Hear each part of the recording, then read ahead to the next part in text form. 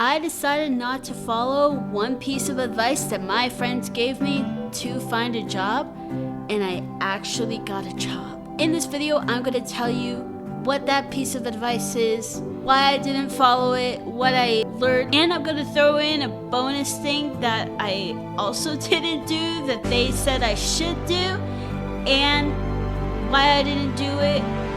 And hopefully this will help you learn, stand up for yourself, and do what you need to do when doing a job search. So here is the piece of advice that my friends gave. I wasn't finding a job in my local area. So they simply said that I should look all over the country for any new grad job to apply for and apply for it. Now, basically, their advice was literally be willing to relocate anywhere. And really, that's a common piece of advice actually, especially in a market like this. So here's the thing. I was willing to relocate, but I wanted to be in a city with public transit because I did not want to be driving. I didn't know at the time, but I had undiagnosed ADHD. So me struggling to truly stay on top of everything you need to drive actually made sense. So when I actually looked into relocating in general for work, I saw that recruiters actually weighed in on how they perceive applicants from outside of whatever area they're trying to recruit within for whatever position. And basically it's a giant yellow flag, as one put it, but basically it's a huge risk to hire somebody even without having any financial relocation assistance. It's still a huge risk to take a chance on somebody from out of state because a lot of, if not all of these recruiters have been burnt before by somebody who chickened out of moving at the last minute, or they got some other offer that was local, or something else came up that made them cancel their plans to move over to take the job.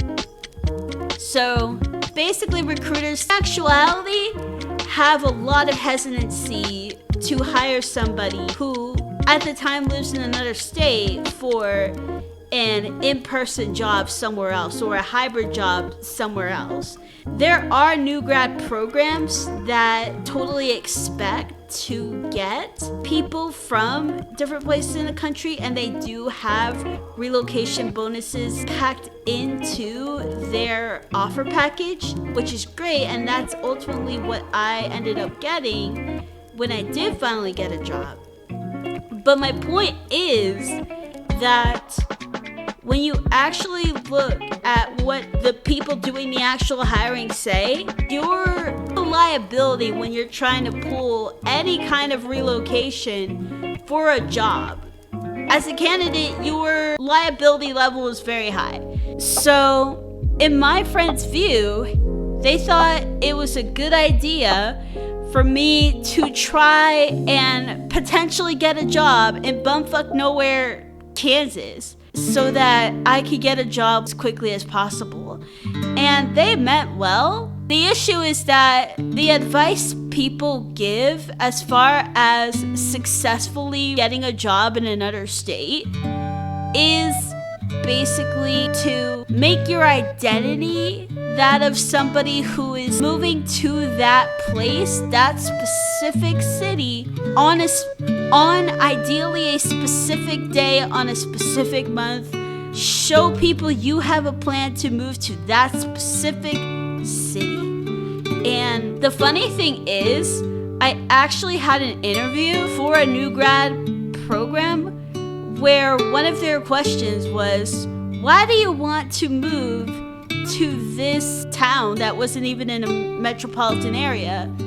So if you try to get a job, I know I keep saying this, in bumfuck nowhere, Kansas, one of the questions they might ask if you live somewhere else fairly far is, why are you looking for a job here?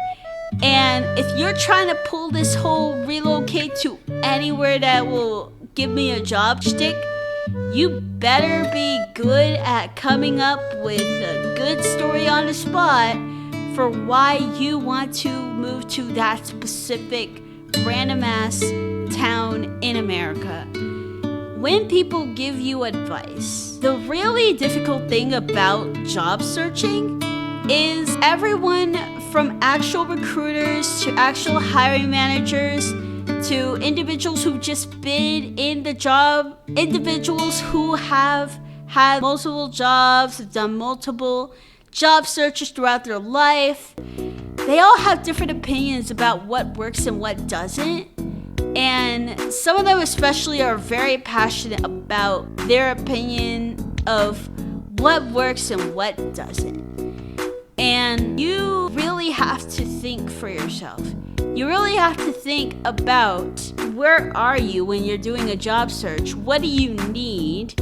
What are you struggling with? And what can help you with that? Because for example, right, I actually just paid for a career coach's package. One of the reasons I went with this coach was that she had one flat fee, and that reduces the pressure of, oh, I gotta make every meeting is extra money, so I gotta really make sure you'll cover everything in that meeting. No, she has experience in my field, and it's one flat fee, and then I don't have to worry about the pay aspect of this coaching.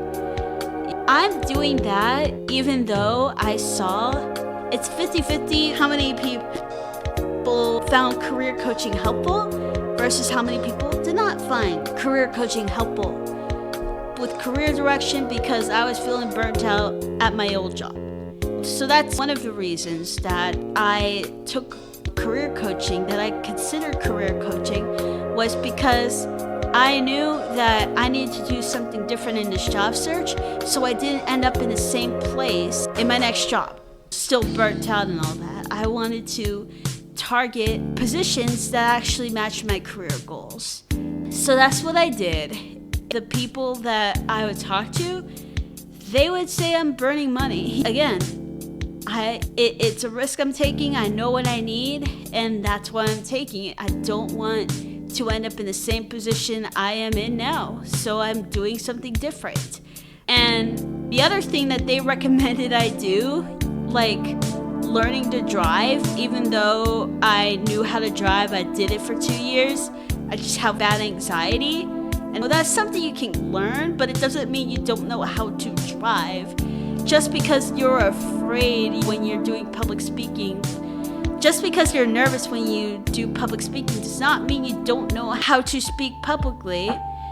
You just have fear doing it, and you need to work on that fear, and then you'll be okay. Anyway, maybe cut that out too a little. So the bottom line here, in something like job searching, when literally everyone and their grandma has different opinions, you definitely should look at what people in the field are saying. Look at what recruiters specifically are saying, what hiring managers are saying they're looking for, and actually apply that. And don't let other people, just because something worked for them, even though recruiters say they don't care about it. You can try it if you really want to, but I'm just saying, when you're out in the job market and you're hearing all these different potential things that could help you, it's probably better that you, just in general, when you're in that situation where everyone's got their opinions, you should probably default to people with actual credentials. Sure, anybody can say they're a recruiter, but honestly, it's better to go in, use critical thinking, so that if someone really is a fake recruiter and they're giving bullshit advice, you are able to go, I don't think I'm gonna follow this. Even if they're a real recruiter, if you think that that advice that they're providing doesn't work in your industry, it's totally okay to choose not to follow that advice. So that's all for me. Thank you so much for watching.